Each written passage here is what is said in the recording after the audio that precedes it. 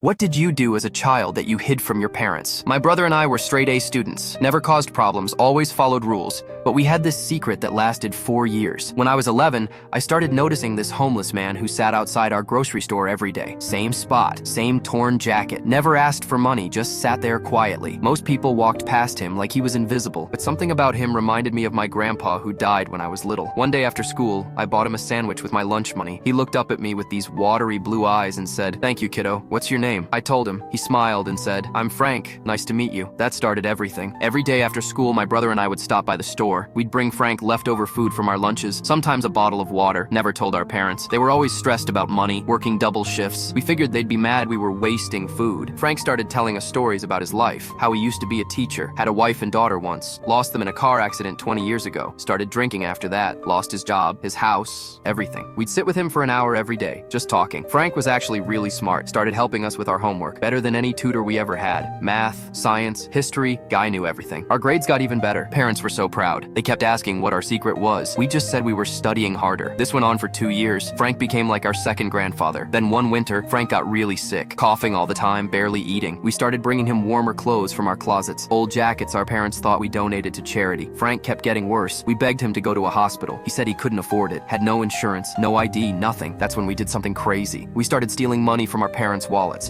Just a few dollars here and there, nothing they'd notice. Saved up enough to buy Frank medicine from the pharmacy. Told the pharmacist it was for our grandpa. Frank started getting better, but we felt horrible about the stealing. One day, Frank noticed we looked upset. We broke down and told him what we'd been doing. Frank just stared at us for the longest time. Then he started crying. "You two shouldn't be taking care of me. I'm the adult here." He made us promise to stop stealing and never do it again. We promised, but we kept bringing him food and sitting with him. Frank said he had something important to tell us. "I need you boys to know something. You've given me a reason to live again. For 20 years, I thought I was worthless, that nobody cared if I lived or died. But you two, you see me as a person, not just some homeless guy." He wiped his eyes. "I've been getting my life together. Applied for disability benefits, got my ID replaced, found a room at the shelter, been saving money from odd jobs." We were so happy for him. 2 weeks later, we're at the grocery store and Frank isn't in his usual spot. Days pass, nothing. We thought he died. Then this car pulls up. Frank gets out, but he's completely different. Clean clothes, haircut, shaved. With him is a woman and 2 little kids. "Boys, meet my daughter Sarah and my grandsons." We're confused. "But you said she died." Frank's face gets serious. "I lied. She survived the accident. I was the drunk driver. I was so ashamed.